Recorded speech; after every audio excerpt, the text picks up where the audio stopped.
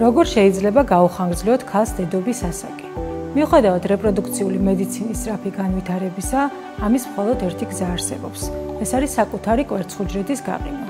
და რა შემთხვევაში ხდება ეს? ძირითადად ორი ფაქტორის გამო.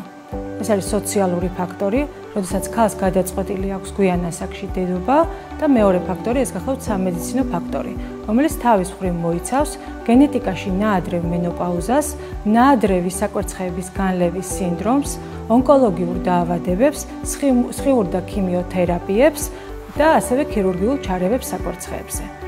სასურველია ქალმა საკუთარი კვერცხუჯრედის გაყინვა მოახდინოს 35 წლის ასაკამდე, რადგან ქალებს აქვს კვერცხუჯრედების ლიმიტირებული რაოდენობა და ასაკის მატებასთან ერთად ნელ-ნელა განილება.